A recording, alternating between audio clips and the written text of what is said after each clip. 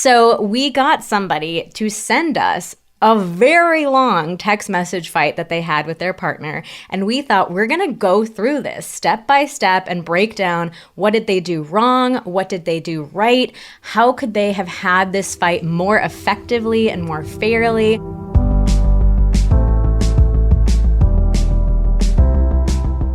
Hello and welcome to the Pillow Talks podcast. We're your hosts, Vanessa and Xander Marin. I'm a sex therapist with over 20 years of experience. And I'm just a regular dude. We share the ups and downs in our relationship while giving you step-by-step techniques for improving yours. Make sure you subscribe for your weekly double date full of totally doable sex tips, practical relationship advice, hilarious and honest stories of what really goes on behind closed bedroom doors, and so much more. It's the sex education you wish you'd had. Today, we are talking about fighting. And actually, one of the most common questions that we get on Instagram is, do we ever fight? Of course not. Yeah. I mean, we're perfect. Yeah, relationship goals, right? Never fight. Yeah. Yeah. End of the episode. Goodbye. No, it always cracks me up when we get that question because, yeah, obviously we fight. Like, every couple fights.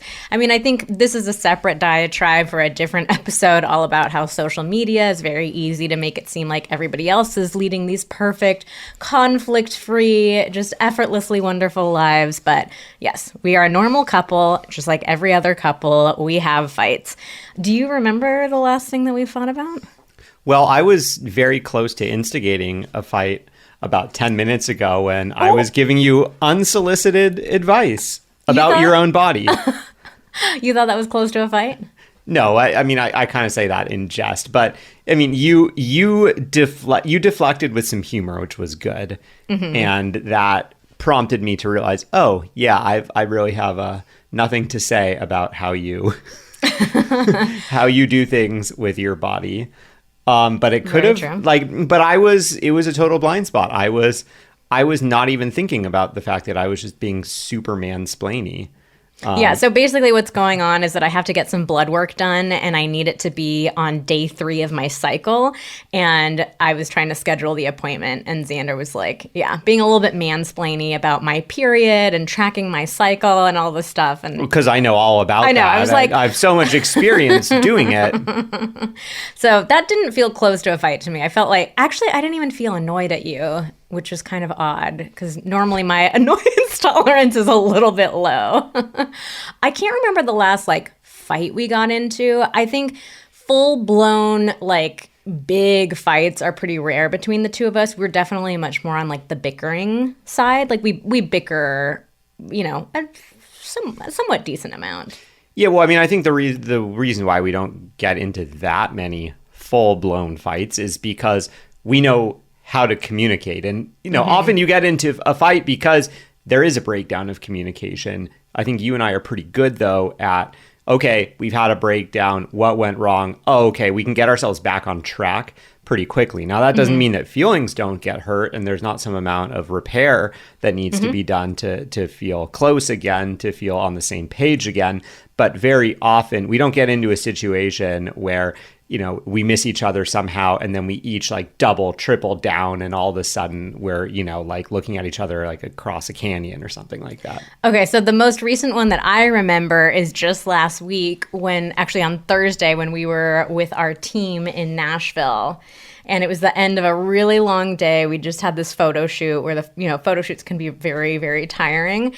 And I got a little bit cranky because you had shared my water from my water bottle and I was really thirsty. And so I think I just kind of I was being a little bit of a baby and I was just like, I can't believe you drank my water. The funny thing, I didn't think that was a fight. You were having some feelings. Vanessa forgot that she had invited me to have some of that water, which I reminded her of. Well, here's what you did. That wasn't really a fight. No, it didn't turn into a fight. I'm just saying I was feeling cranky and I could have started bickering with you about it. But thank God our team was around. you disengaged by like you didn't really engage with it. You just kind of reminded me like, oh, I'm sorry, like you had told me that I could have some of the water, but I'm sorry that you didn't have enough water. Here, I have some more right here. So you could have gotten cranky in return and being like, are you kidding me? Like you told me I could have some water. Like it's not fair of you to get mad at me for something you told me I could do. So like you could have escalated it, but you were just kind of like, you just let me have my feelings, and I was just being a baby for like 10 seconds and then I got over it. Hey, so, pro tip, if you want to just have the tip and then like stop listening to the podcast is, sometimes we want to have some feelings, and, you got to let your partner have those feelings and not get yourself all riled up about them. That's so often what we end up fighting. I mean, we, like everyone, what people end up fighting about is because they're not comfortable with someone else having some feelings that may have, arise partially because of something that you did. And, if you can find a way to feel more comfortable with, gonna hurt people. That's how life works. Yeah. It's going to feel uncomfortable. I'm going to have to sit with that. And the other person's also going to have to sit with those feelings. But when we sit with them, we get through them. Yeah. So, 2 easy ways to disengage. Like sometimes you can use a little humor. Doesn't always work, but sometimes it can work. And sometimes you can just let your partner feel their feelings and not really like engage and turn it into an argument. So we have shared arguments that we've had on Instagram before, and we've kind of broken things down of like, here's what happened. Here's what we could have done differently. We made a little bit of mistake here. Or this was some bad behavior. I just got a little bit of an accent there. So you guys have given us this feedback that it's been really helpful to see us break down our own communication breakdowns. And so we thought, how do we kind of take this to the next level and get even deeper here? So we put out a call to Instagram and we asked people like, we want to see a fight that you've had. So we asked people like, do you have a text fight? We don't recommend fighting over text. No. It's very easy to misunderstand each other, to put different tones and deliveries onto things. I'm sure you'll see that shortly, I'm sure. But for the purposes of this podcast, we thought it was just easiest if we had an objective version of what the fight was. So rather than one partner saying, okay, well, this is what happened. I said this and then they said that. And obviously it's just filtered through that particular person's experience. We wanted the objective reality of what happened, the text on the page. So we got somebody to send us a very long text message fight that they had with their partner. And we thought we're going to go through this step by step and break down what did they do wrong? What did they do right? How could they have had this fight more effectively and more fairly? And so it's going to be this really fascinating sneak peek into a real fight that another couple has, but also very informative and educational about how you can learn to fight better in your relationship. But before we get into that, we are going to get into this week's review of the week, which is the sex education I did have. Oh! Look at that. They are taking our lines and they are fixing them for us. I love it. Hi, Vanessa and Xander. You've helped me navigate my first relationship in such a substantial way. I've applied tips you shared regarding effective communication, exploring my sexuality, and being open and receptive to my partner in the bedroom. Eggplant kiwi. Ooh, I love kiwi. I'm into I haven't seen kiwi being used. Sexual kiwi. Ooh, I love me a kiwi. I'm 19, second year uni student. You think maybe they're from New Zealand? Oh, the behavior. maybe they're from, I hope they're from New Zealand because, kiwi. We love New Zealanders. Yeah. And hence still young enough to consider this a part of my sex ed. You make pillow talk so hilarious that it would definitely be my favorite class. Oh. I've listened to every single episode and have taken your guidance to push myself to make difficult yet gratifying conversations and unfamiliar yet exciting sex acts, and it has all made me feel so proud of myself. Thanks for all you do. Oh my God. Blushing smiley face. This is such a sweet review. Oh my God. I just love that we have listeners as young as 19 and as old as like in their 70s and 80s. It's just so freaking cool. Yeah. Amazing. Thank you so much for this delightful review. Reviews really go so far in helping the podcast grow. It helps Apple and Spotify like deliver the podcast as a recommended suggestion to more and more people. So we really appreciate these reviews, and that's why we do this weekly giveaway. So we actually have a brand new prize for our weekly giveaway. you get to choose the masterclass of your choice. So we have 4 different masterclasses, and you get to pick which one you want. We will send it over to you absolutely free. So if this review is yours, email us at info@vmtherapy.com and tell us the username you used to leave the review, and we will get you all set up with your free masterclass. Woo, that's awesome. Okay, so let's get into our fight. I first of all just want to thank this couple for being willing to share their fight. Oh, yeah. That means a lot to us. Yeah, it really does, that we can use this as an opportunity for like exploration and education. And I also want to say, like, it's a really vulnerable thing to do because none of us are perfect when it comes to fights. All of us, you know, Xander and I included, have made plenty of mistakes, had plenty of bad behavior. And, you know, so it's like, it's very easy sometimes to step back and hear about another person's fight and think like, oh my God, you guys really said that? Like, I would never do that. Yeah, it's easy for us to get a little bit judgy when we're hearing about other people's fights. So I just want to give a reminder right before we get into our stories, like, we've all been here. We've all said stuff like this. None of us are like high and mighty and holier than thou kind of thing. So just want to share that at first. And then also to give you just a quick background, I was the one who was originally scanning through these fights, trying to find one that I felt like would be a good fit. So I did a quick scan of this fight.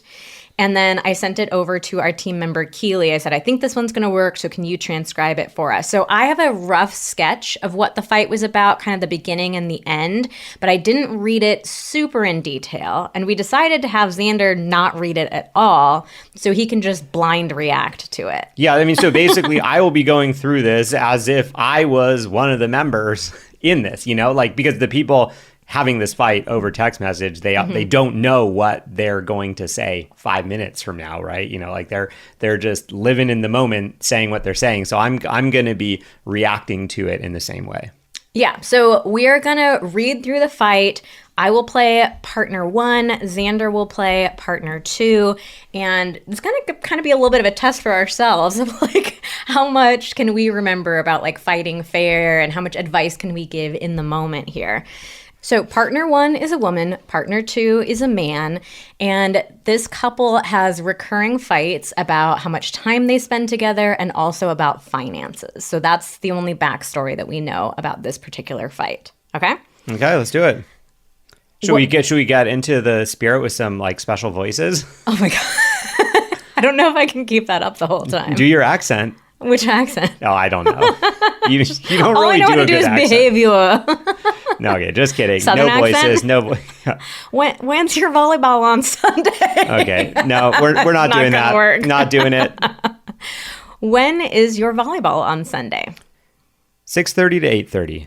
Okay, thank you. You're welcome, Boo. Oh, this is starting out Starting nice. off nice. Really, really clear logistical communication. Great. Okay. Do you want to do a Christmas train ride before that? It's at 3 p.m., 21 plus, and runs for an hour. So you'd be done 2.5 hours before you play, unless you'd rather just do nothing on Sunday.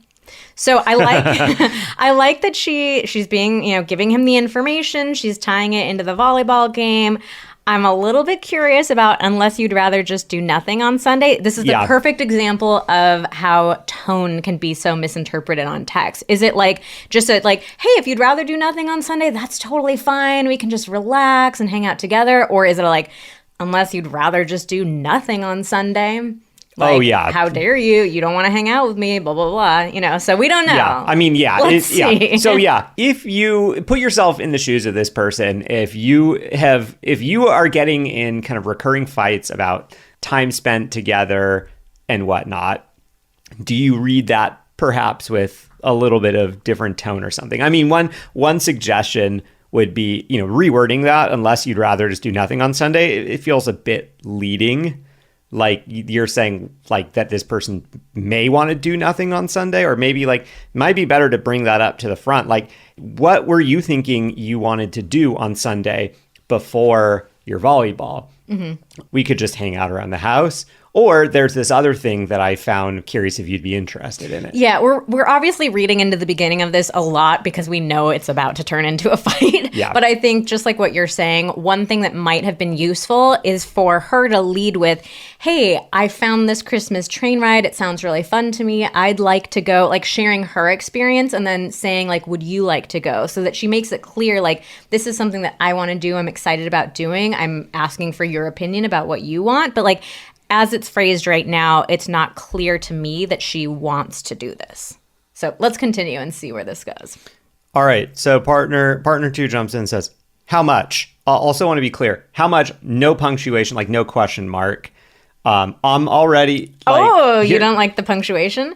I feel like punctuation's very triggering. Some people feel like the period, like a period feels very harsh. Well, no. In this case, it would be a question mark. I know. A period would be. Punctuation can be triggering. Yeah, punctuation can be triggering. And also, yeah, who knows? This might be how they communicate. But how much when this is a question? And I do feel like sometimes when questions are delivered without the actual question mark, it feels a bit harsher or more of an attack. Then again, I just want to be clear, like this could just be, if this is the way they typically communicate, like without question marks, then okay, that's fine. Like obviously it's a question. There's no other way to interpret those 2 words together. Okay, so she says it's $30 with 1 drink included. Part of me wants to, part of me doesn't want to do anything. I am kind of into that. Like, yeah, I'm fine with that. Yeah, I think actually this is pretty good. Like this person is saying that they are feeling conflicted. I mean, I feel like anytime a plan is an option, there's always like part of me wants to do it, and part of me doesn't want to. I just in general, I like the language of like part of me because it's taking responsibility that for the fact that you have, competing desires inside of you. Okay, so here's where we start to go off the rails. Okay, then I won't get the tickets. Oh, so yeah, where'd that come from? She doesn't have the space to hold that part of him wants to do it, part of him doesn't. So she just leaps immediately to the, fine, we're not going to do it. Yeah, like, oh, he wasn't 100% all in, so now I'm going to... Like kind of cut us both off from the possibility. It's almost like a bit of a punishment. Like, oh, nope, okay, changing that up. All right, then partner 2 jumps in. We're just so busy, it would be nice to have one day to relax. So he doesn't take the bait. He's trying to explain, like, hey, it would be nice to just have the relaxation. She just responds, K. Just the letter K. I mean, she's pissed. She's clearly, like, super pissed. Well, I mean, K period would be worse. Buy the damn tickets then, Jane. And we changed the names for privacy. I forgot to mention that. Yeah, it's not really Jane. Actually Jane. So now he's pissed. All right. So yeah. So like she kind of took it up a notch with the, okay, then I won't get the tickets. Like a little passive aggressive. And then he tried to diffuse it. He tries to diffuse. She sends a kind of snippy K. And then he ratchets it up with the cuss words. Buy the damn tickets then, Jane. Mm-hmm. So neither one of them is being very direct and saying what it is they want. They're like getting into this passive aggressive, like punishing with each other rather than just having this clear conversation about here's what I would prefer to do on that day. Yeah, I mean, because he's said that, there's a part of him that does want to go and part of him that doesn't want to do anything. And he's also described pretty well like why there's a part of him that doesn't want to do anything. He said, we're really busy. It would be nice to be able to relax for one day. But they've already seesawed back and forth. Like she suggested it, then she's taken it away and said, no, we're not going to go. And then he's gone the other way and said, all right, God damn it, we're just going. Yeah. It's hard to be making plans when you're seesawing around. And then all of a sudden it's like they're already entrenched in like, okay, well, she wants to go. He doesn't want to go. Now he's saying he wants to go. And it's like, wait, who wants to do what? Like who wins if you go? Who loses if you don't go? Okay. So she just says, nah. Fine. Period.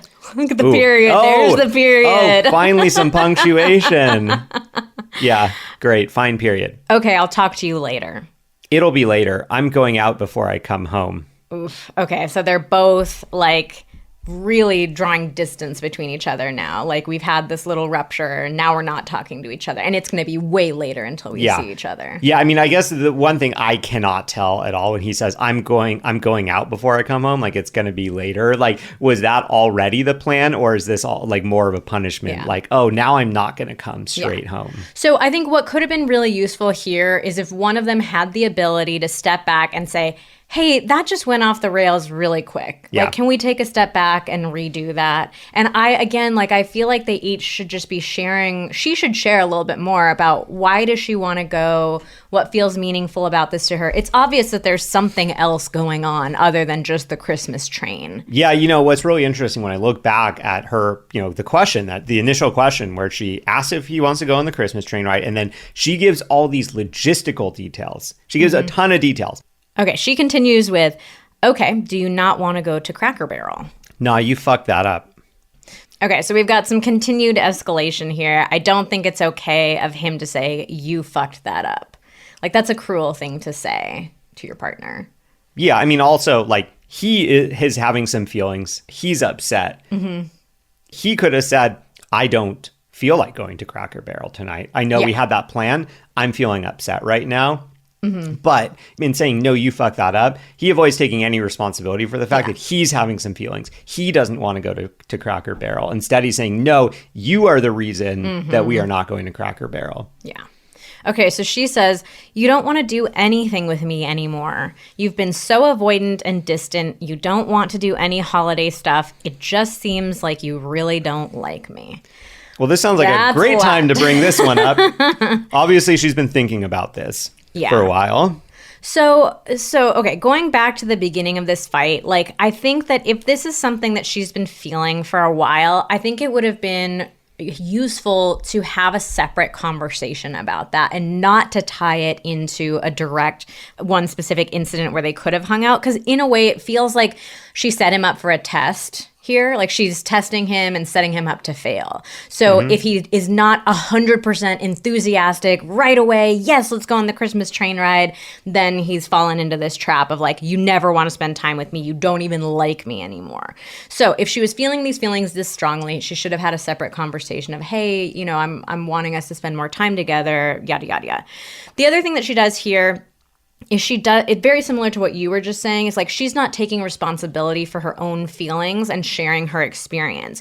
She's saying, you don't want to do anything with me anymore. You've been so avoidant. You don't want to do any holiday stuff. You don't like me. So this is like a very psychology 101 type of thing. If you're training to be a therapist, one of the first things that we learn is how to use I language, how to phrase it in terms of your feelings and your experience. Because when you throw you feel this way at somebody, I promise you will never have a positive reaction to that. And it's really easy for the other person receiving that to go straight into litigation mode and be like, oh, well, I'm just going to destroy this argument. You're telling me the way, how I have been doing things, and all I have to do to negate that is to basically give a counterexample of like why I'm not doing that. Yeah, I mean, I think it's just so important to recognize, like, when somebody tells you you feel this way, our immediate reaction is going to be defensiveness. And even if we do feel that way, it's like, no, I don't. How dare you tell me how I feel? So it just like, it's not a great way to communicate by telling somebody how they feel. You're just going to stir up that defensiveness. And yeah, exactly like Xander's saying, like, all that they have to do is find one example where they did want to do something with you, and now your argument is completely wrong. Yeah, I mean, and I feel like, this guy is about to start doing that in the next thing. He's about to start explaining why what she said is not true for him. Whereas if she had been like, I've been feeling like this, yeah, of course, someone can jump in and say, no, you aren't allowed to feel that way. But that's a different thing. That's a different kind of messed up thing. It's a lot harder to get into a fight with someone when you are just talking about how you are feeling, because Vanessa's feelings are Vanessa's, my feelings are mine. When she's saying that she's feeling something, I can be like, hey, I understand why you're feeling that way. That's not how it is feeling for me. But, I can respect those feelings rather than, the fight being about logistical things like.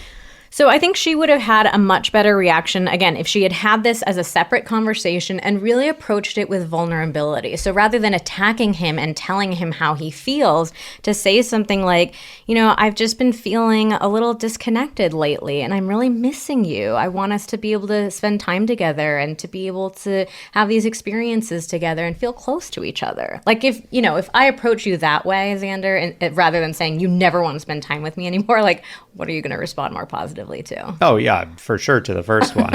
I think the other thing about this is it feels like she's been sitting on these feelings for a long time because now they're bubbling out. Like, she's saying this in a moment where it's 100% not going to be well received already. And she's dumping all this stuff of like, you don't want to do anything with me anymore, blah, blah, blah. And, one of our other big tips around communication is like to address small things as they come up. Like, do not wait until it becomes a big thing. 'Cause I'm sure all of these feelings that she's having started a long time ago, probably with, individual incidents of them not doing something together. And so, if she had been able to share with him, the first time or the second time one of these things happened when she started feeling this way, it would have been a lot easier to course correct or for them to get, on more of the same page about it. Yeah. I mean, I'm really nitpicking into like tiny details now, but I think also like putting labels on people of like, you're avoidant, that really doesn't feel good either. Like we want to talk about specific behaviors and actions and words. And again, we really want to come at it more from our own experience, but putting a label on someone like that is also always going to stir up a bad reaction. And finally, the last sentence, like, it seems like you really don't like me. Like, that's really catastrophizing. Like, yeah, obviously, it's like, where did that come from? Like, he wouldn't be in a relationship with her if he didn't like her. So I'm imagining that she was just feeling a lot of emotions and that's what's coming up in that moment. But when we take it to that extreme and we say something like, you don't love me, you're not attracted to me, you don't like me, like, it's just not a useful form of communication at all. All right, we're going to move on then. And now we've got a big speech. A big speech. All right, let me get ready for this. Jane, I've been living a life doing things. I work a stressful job and then have a second job after that. In order to keep myself sane, I like to do extracurricular activities, whether it be volleyball or other with my friends. After those things, I like to sit down and relax and be on my phone for pretty much the first time all day. It's not my fault you chose to stay home and do nothing, leading to you not understanding why I'm on my phone, tired, and want to just relax. I have made conscious efforts to include you in things and try to spend time with you, but it's apparently never enough, and it seems like the only way to make you happy is for me to devote all my time to you. Oof. If you can't accept the fact that I am social and want to keep volleyball in my life, then honestly, I'm not sure how much longer we're going to last. Oh boy. Okay, so lots of stuff going on here. One, I mean, this is really interesting that he's bringing up so many different points that she didn't really address. I mean, it seems like this is something that they have fought about before and he like knows the usual points that she goes through. But if you this is why it's so interesting to look at these fights on paper. Like, she's talking about things and he's responding completely different. Like, he's bringing up all this different stuff. It's like they're having two different fights. Yeah. Well, I mean, just like she did before, she just brought up a bunch of stuff. You know, like she kind of like cast the net wider. Like, you don't want to do anything with me. You're avoidant and distant. You don't want to do the holiday stuff. Seems like you don't like me. He goes, oh, I can play that game. Yeah. I can go even wider. Oh, yeah, I know. So it's just not useful for either of them to do that.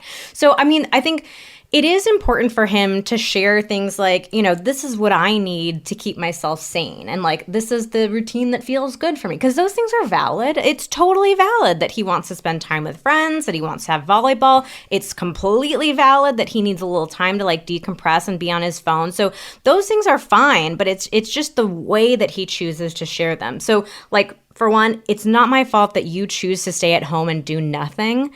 He doesn't need to make that's a mean dig, and he doesn't need to make a dig at her to make him needing a little bit of decompression time valid. So it feels to me like he's defensive of wanting a little bit of decompression time. So I would tell him like, hey, there's nothing wrong with that. It's okay, and you don't have to dig at her to make yourself feel better about wanting that. Yeah, I mean, I guess if this is something that's like been a long-standing issue or something that he can't stop thinking about, I guess like it's a hard thing to say. And then, you know, he just keeps up with the digs by saying, you know, it's never enough. The only way to make you happy is to devote all of my time to you. So he's clearly like feeling overwhelmed too. It sounds like he's trying to juggle a lot in his life, and maybe he's dealing with feelings of like he's got all these balls that he's trying to keep in the air and they all keep falling down on the ground. So I can totally have some compassion for him. But again, it's like sharing it in this way is just not effective. And it feels mean and cruel to her to like make these digs. And then he takes it even a step farther and says like, if you can't accept the fact and like, you know, I'm not sure how much longer we're going to last. So threatening to end the relationship, that's a very cruel thing to throw into the middle of a fight. And I don't love the, like, if you can't accept me for who I am kind of thing. Like, obviously that is true. Like, if there is something about our relationship that we just can't see ourselves ever getting comfortable with or accepting, of course a relationship's going to end. But phrasing it in that way, like, if you can't accept this, it feels like a threat. Yeah, well, it's like a take it or leave it. Like, yeah. This is how I am. It's never changing. gonna change. It shows no flexibility, no willingness to like compromise or be a team in a relationship. It's just like, well, this is who I am, and if you don't like me exactly as my perfect self, then you can fuck off, you know? Whoa, okay. I mean, it's basically what he's saying. So a whole lot wrong with this part here. You know, I understand why he went into a negative place, because she went into a pretty negative place too. I do think like, in another universe, it could have been nice if he had seen how dark she started to go and maybe took a second to pause and say like, wow, it sounds like there are some really big feelings coming up for you. I want us to be able to finish having this conversation specifically about the Christmas train, but it seems like we should come back around and have a bigger conversation at a different time about how connected you've been feeling to me. So I want to say like that's kind of a next level communication thing to be able to stop and pause and be empathetic and try to like reset when your partner's coming in hot and hard with the like, you don't even like me. But I just want to present alternate paths that this conversation could have gone down. Yeah, I mean, I think it's really important to try to just be addressing the issue at hand, because it's so often that, you know, we get into a conflict about something, it doesn't get resolved immediately. And so instead of being like, okay, we seem to be in a deadlock here, or we seem to not be able to resolve this, then we go, okay, what else can I dig up to try to win this fight? Like, I'm going to win this fight one way or the other. I'm going to keep bringing things up until everything but the kitchen sink. Yeah. So like, you know, I'm going to keep pulling things out. And then the other person keeps pulling things out. And it's like, who's going to one up the other one until finally the other person goes, okay, fine, I'm a horrible person. I'm so sorry. So, and you know, unfortunately, in a relationship, oftentimes, you know, if you are in a pattern where both of you tend to do this and you are the one who's, or, you know, you're both trying to stop, like, unfortunately, you're not both going to stop doing this at the same time. And so, you know, it can be hard, but like one person needs to recognize like, hey, okay, it seems like we're going into this one-upping thing. And so I need to say, you know what, I'm not going to engage with that. I hear that you're bringing up some other big things. It sounds like this must be really serious. Let's finish the task at hand, the argument at hand, and we'll set another time to talk about those things, because those are important to me. Yeah. One thing that helps me when I can see you going into a negative or unhelpful place is I actually try to imagine the little kid version of you. Because in the moment, it does feel like you're being childish, you know? Yeah. And I'm not saying that in a mean way. Like, I have moments where I'm totally acting from my inner child, too. You drank my water. You drank my water. Exactly. So it helps me to think that, like, there's a scared, wounded child that I'm talking to right now who doesn't have the capacity to express himself properly, to navigate his emotions, to like know what's going on. Like, he's a kid. He doesn't have adult communication skills and knowledge. And so sometimes when I can do that, and again, it's not always, none of us are ever going to be perfect at this, but like when I can do that, it instantly softens it up for me, because it's then becomes, I'm not fighting adult to adult. I'm fighting like adult to little kid. And I'm like, I'm not going to fight with a little kid, you know? I'm not going to go to the playground and pick a fight with a little kid. It's just like, oh, hey, buddy, like, I see you. This really sucks. And you're scared or you're hurt or you're in pain. And again, it doesn't mean, I think like so many of us get into this stuck place of like wanting to be right or, one person's right and one person's wrong. I get it. I love being right. But sometimes when I can take a step back from that and say like, I don't need to win this argument or be the right person. Like, can I look at my partner and see the ways that inner little kid is hurting? It's able to soften things up for me in those kinds of moments. Yeah. Do you ever think about me as a little kid, little girl? Well, sometimes I act like, I mean, that's true. It's like we all act like little kids sometimes. Well, I will say the other day, my phone thought that you were a child. I was looking for childhood photos on my phone. I typed in child and all these pictures of Vanessa came up. Great. Okay, let's continue. So partner 1 comes back and says, and I understand you're busy and social. It's not even about the tournament. I've felt like you've been avoidant the last couple of weeks. It's that you seem like you don't care about me all that much. Like having a girlfriend is the lowest priority you have. All right, I'm going to jump in here. Okay. There's a difference here. She words it, I've felt like you've been avoidant the last couple of weeks. This already is feeling softer. Like it's a little bit better because I'm not saying it's perfect. Felt, but she's still not labeling what is the feeling. Like you can't say, I feel like you're a jerk. Yeah, no. No, I know. But what I'm saying is that in terms, like if you're looking at this in terms of like it's a step better. They've been turning the volume up this entire fight. She's turning it down slightly. It's gone down from like 8 down to 7. But then she comes right back at it with like, you seem like you don't care about me. Having a girlfriend is the lowest priority you have. So it's like, it's a micro step, but then she ratchets it back up. Let's see what the next paragraph is. I just want to feel like you love me. And that doesn't mean spending time with me every waking second that you have. Last Friday and Saturday were so great because you were saying such sweet things to me. Okay. I wonder if she's there we go. She's a words of affirmation person. Well, I just like that she's giving him specific things that she really appreciates. Yeah. Like these parts were great. So she's not just continuing down the pure negativity. She's calling back a positive moment and saying, I really liked that you did this. Yeah, because that both softens it, but it also gives him really concrete things of, if I do this again, this is something that she will respond positively to. She will like. Yeah. I just want to feel like you love me is a tricky one because it all depends on the tone. Like it could be a very whiny or even aggressive, like, I just want to feel like you love me. Or it could really be shared in a very vulnerable way. Like, I just want to feel like you love me. So the tone here, the delivery is incredibly important.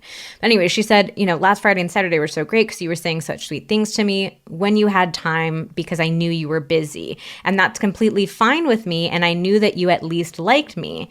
I'm headed out to see family. I'll see you later. I love you.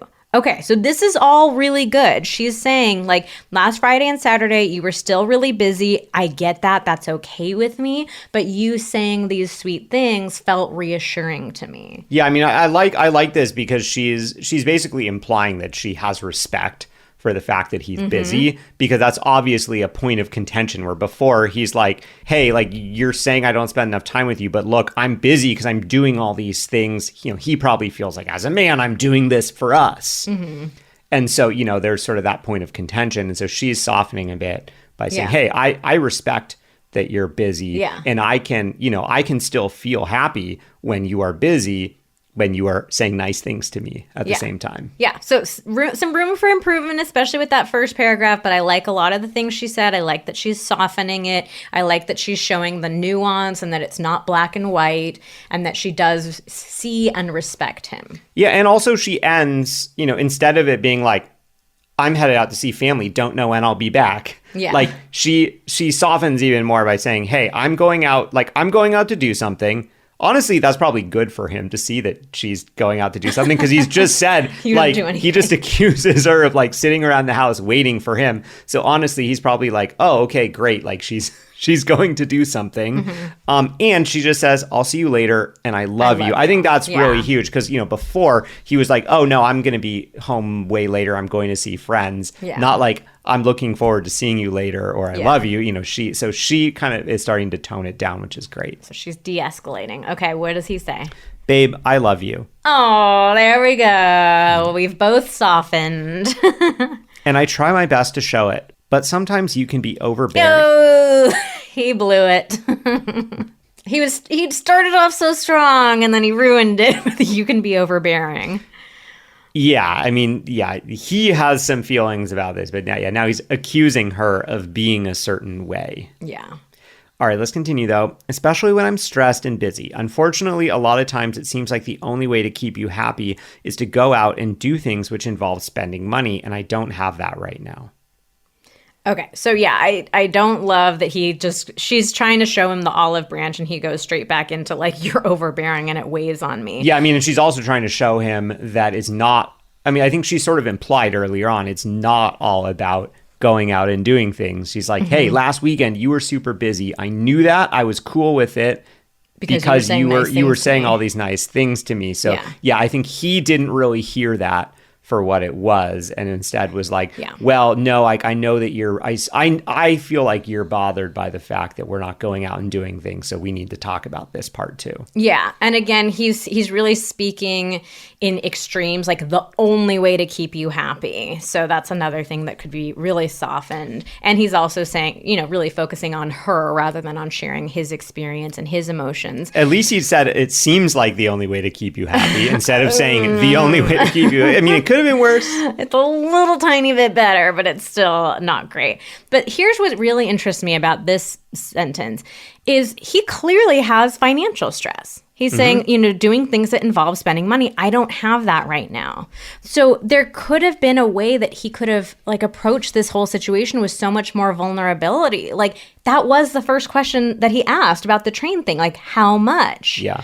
So if he had shared, and again, it's like, it's all about leading with vulnerability in conflict, because when we see our partner be vulnerable, it instantly softens us. Like when somebody's showing you their vulnerability, we don't want to like, oh, great, now I can go in for the attack even harder.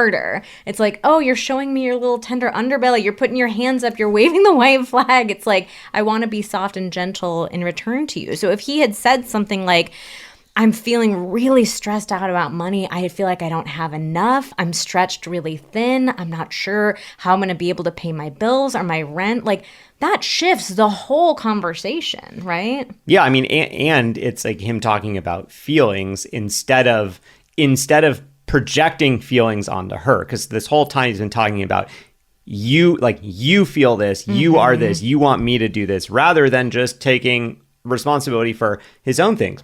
I'm feeling anxious about the finances. I'm feeling stressed. Yeah. So if he had right from the very beginning, like we don't know if like the finances was the main reason why he didn't want to do this, but if it was, he could have said something like, oh, babe, I'm so glad that you found that. It sounds really fun. I appreciate you trying to like find new and fun things for us to do together. I really wish that I could go, but that $30 is just feeling like a lot right now. So I'm wondering if there's something else we could do that's maybe free or something, or, cheaper or something like that. If he led that way, I don't think it would have gotten to this place at all. Oh yeah, because saying it that way would have been super clear to her. He wants to do something with her. He's saying, hey, this thing feels too expensive to me right now, but I really want to do something with you. It's important that we do something together. So let's talk about other things that we could do together instead of it being this all or nothing train ride or sit at home and do nothing, where I guess the implication is that they aren't even really going to be doing anything together, even though they could be at home. What this reminds me of is we talk a lot with turning your partner down for sex, how you should make it clear that you're turning down sex,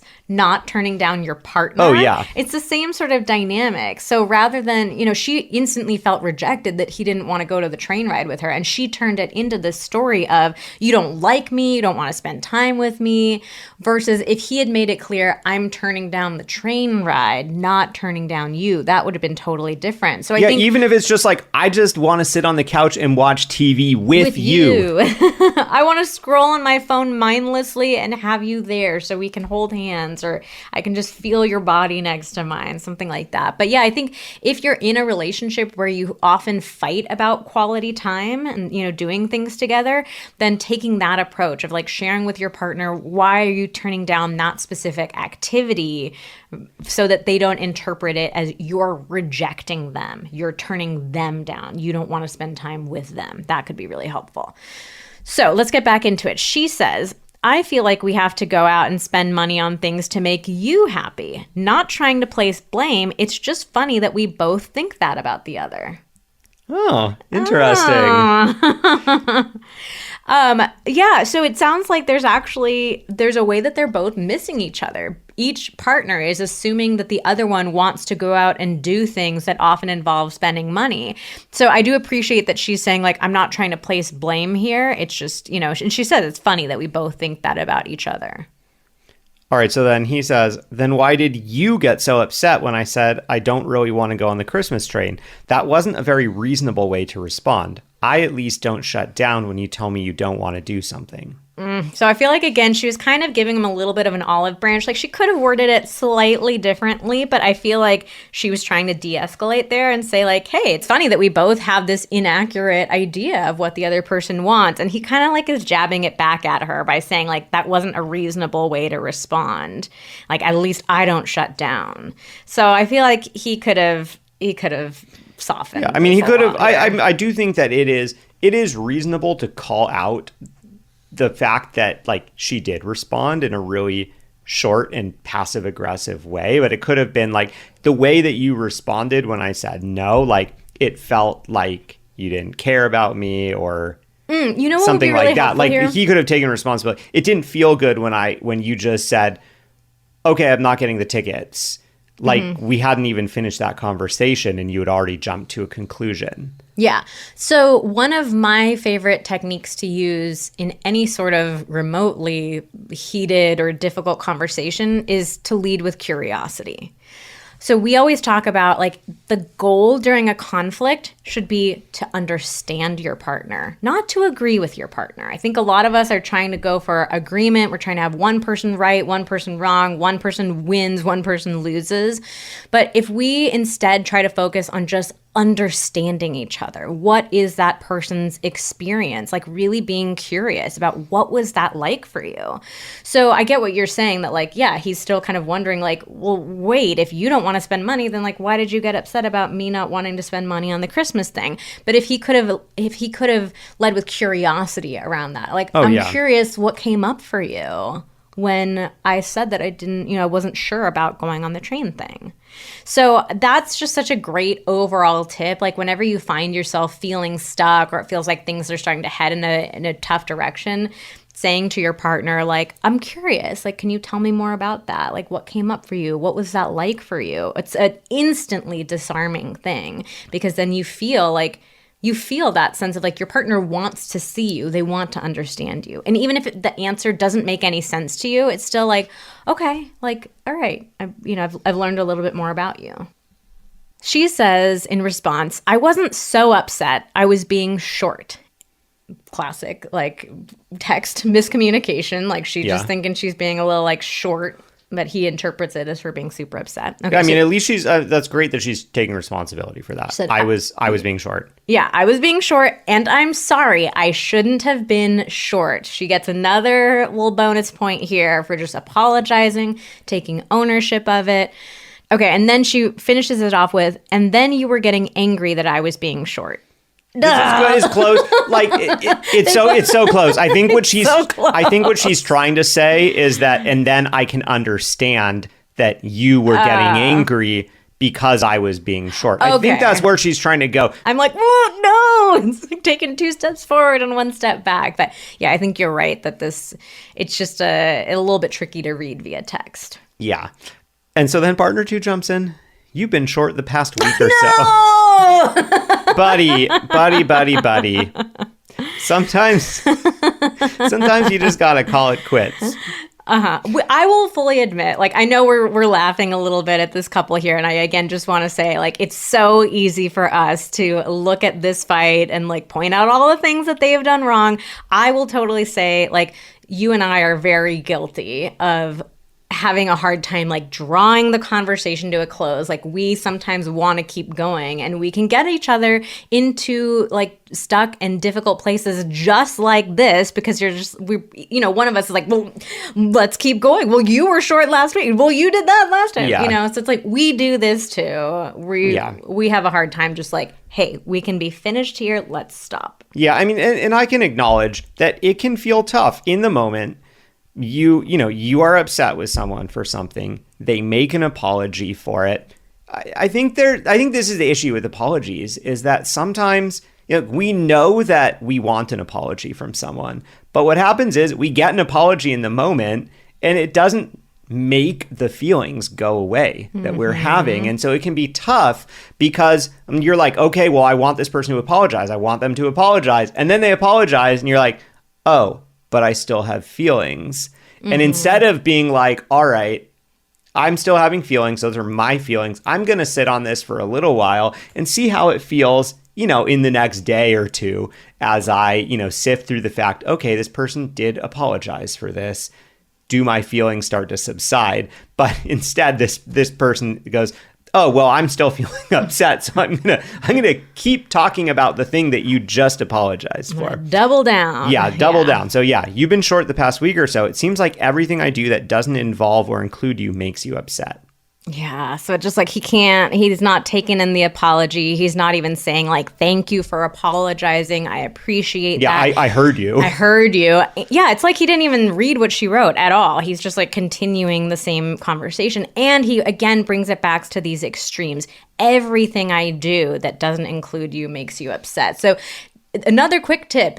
Taking out the words always, never, everything, nothing, like any extreme words like that. Number one, they're just not true. Like, I promise you, there's something he did that didn't involve her that didn't make her upset. Nothing is ever true. Nothing is always completely true. Yeah. So just take those words out of your vocabulary because they're very triggering. But yeah, it's like he's not quite ready for this fight to be over. He just like is digging himself into the trenches again. Yeah. So I mean, like, yeah, what would have been way better for him, even if he's feeling those feelings, is to be like, okay, she just apologized to me. I'm going to give myself 48 hours to decide if I want to have another conversation with her because it feels like there are more instances than the specific one that we're talking about that I want to bring up. But it's not fair. It's not fair to bring up like, a bunch of other things from the past, especially when he's not even giving details or examples of what they are. It's just going to make her feel like punished and flagellated. Like she's saying, I'm sorry. And he's like, yeah, you better be. Look at all these terrible things you do. And now he's bringing in all these other instances that haven't been discussed that he's not specifying. So I think that's great advice to like, just accept the apology in the moment. Say, thank you. I appreciate you apologizing. And if he still feels like there is this overarching pattern of like, she's been really short with me and there are a lot of like instances where it's happening, then have a separate conversation about that. Yeah, and you can have that conversation without negating the apology that you accepted. You can say, hey, I've been, I really appreciated that you apologized to me the other day. I've been thinking about it and, I'm realizing that there's a number of other situations where, felt like something similar happened and I was hoping that we could talk about them. Here's how I am still feeling about those other situations. So you can acknowledge, hey, I know you apologize for that and thank you. Like we're good on that one. And there are 3 other situations that I'm still having some feelings about. Here's another thing too, because this is something that comes up very often in our relationship.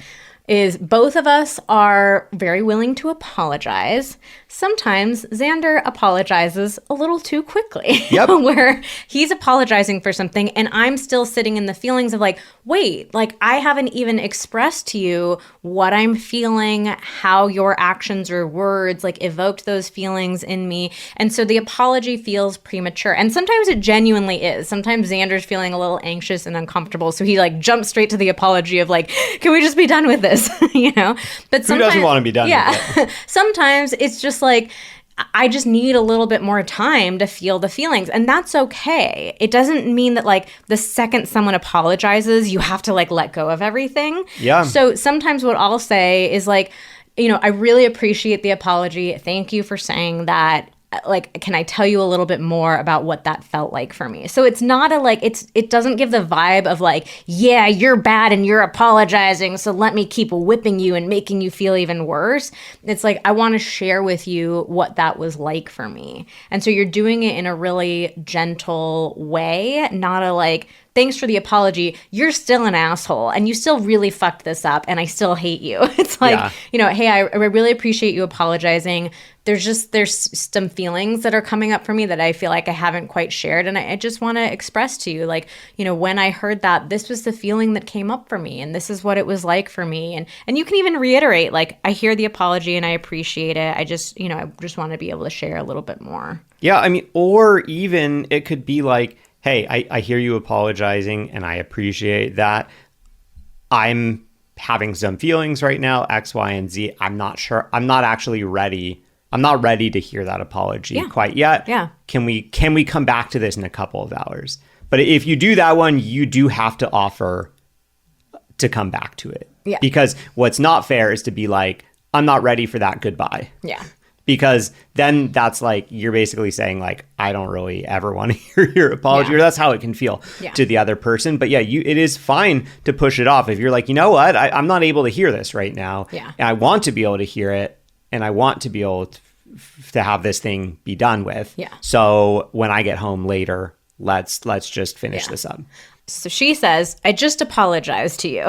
And then he says, I was explaining why I was getting angry. So yeah, I think that's exactly the case. Is like he didn't feel heard yet, and he wanted to be able to share more about what he was feeling. Yeah. So I think the advice that we just gave could have been very useful.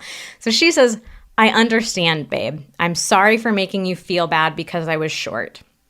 So that's great. I understand. Such a great thing to say. Even if it's not how you would have felt or what you would have done, just saying, I understand. It's so validating to your partner. Or like, I get it. I understand how I could have felt that way for you. Any of sort of validating comments like that are super, super helpful. Then she says, things have been kind of depressed, mixed with feelings like you are distant. So here again, I think this is a case of her not sharing her own feeling. I think she should have said, like, I've been feeling kind of depressed. Yeah, and I haven't told you that until now. I wish I had told you sooner. Like, I think she's sort of trying to take responsibility for like, hey, I've been feeling some things. Mm-hmm. But it would have been great if she was just more explicit. Like, like I'm realizing that I've been feeling a little depressed this last week or two. And unfortunately, I didn't feel comfortable sharing that with you till just now. And that also may be informing like the way that I was behaving. And again, she does go back into it with like, you are distant. It's like she's now having a hard time like letting go of the thing. But I appreciate the first two sentences of that. Yeah. And so then he hears that vulnerability and says, I'm sorry it's been feeling like I'm distant. Oh, love it. Gold star. Yeah, so I mean, I think this is a good example for all of you listening, is that it doesn't have to go perfectly in order for conflict to be resolved. I think that that's maybe one of the big hurdles for a lot of people, is they hear us talk about it and go, that's like 10 steps beyond where we are. I don't know how we can ever get to that end state. So what's the point in trying? Or like, we're just going to be stuck in this, in this place of constant bickering or big blow up fights, because there's no way that we can, achieve that. But look, here's the thing, like, there are a lot of mishaps throughout all of this. And yet these people are still getting to a resolution fairly quickly. Yeah. And also, I think it's important to say, like, you can apologize that your partner has had an experience without you having to say that that was true. Like, he says, I'm sorry it's been feeling like I'm distant. So he's not acknowledging, like, I am distant. He's not saying, I'm sorry I've been distant. Like, he might not feel like he's been being distant at all, but he's saying, like, it's been feeling like that to you. So he's allowing her experience to be true without negating his own, which is really nice. And again, this one's all about delivery. I think we've all had experiences with somebody saying, like, I'm sorry you feel that way. And it's like, that's the most bullshitty apology ever. Like, that's not an apology. I'm sorry you feel that way. But like, if it's delivered with this positive intent of like, I'm really sorry that that was the experience that you had. I'm really sorry that that's what it felt like for you. Then that feels like a more genuine, like, I'm honoring and acknowledging your reality, even if it's not something that I completely agree with. Yeah. So I think that's great. All right, so he continues on. I'm busier than I was and homeless. It's not that I don't love you and don't want to be with you. I just don't have as much time, and I apologize. Okay, so he's really being vulnerable too. Like, he's got a lot going on right now. He's super busy. It sounds like there's some issue with doesn't not have a having permanent place to live. Yeah, I mean, I completely understand all the financial stress, the time stress, like it's all making a lot more sense. So this is exactly what we mean, is like when we share that vulnerability with each other, it just softens things. This is not a freaking fight about a Christmas train ride. This is I've got so much on my plate and I'm overwhelmed and I don't have security in my life and I love you and I'm trying to figure out, like, how do I make the space for my survival and for this relationship that's important. This is a totally different fight. Yeah. I mean, I think the thing is that, like, he may have felt like, oh, well, he might, if you asked him in the moment, why didn't you lead with any of this stuff? He might have said, oh, well, we've already talked about that. She should already know. She should already know that. But, like, here's the thing, is that your partner can't read your mind all the time. Like, they're not, no one is in our heads the way that we are in our own heads. And so, yeah, you're going to have to repeat things. It's totally fine to repeat feelings that you have or repeat a situation that you are in if that situation, if that sort of justifies the way that you're responding to things. So, I can see how you'd be like, oh, well, she knows that I don't have a permanent place to live. She knows that I'm working 2 jobs. She knows that I'm having a hard time with money. But it doesn't hurt to just continue saying that, hey, I'm still feeling really stressed out about the financial situation. And so I'm not up for spending $30 right now, even though I really want to spend time with you. So let's find something else that we can do that doesn't cost $30 and we can spend time. And this really and truly is almost always the case with fights, is that the thing that we think we are fighting about is not the thing that we are actually fighting about. Yeah. And it's our task to work together as a team to uncover what is that underlying issue. Because when we talk about that issue with compassion, with curiosity, and as a team, that's the key to successfully and fairly resolving conflict. Okay, so let's close this out. She says, okay, boo, thanks for saying that. I love you. I love you too.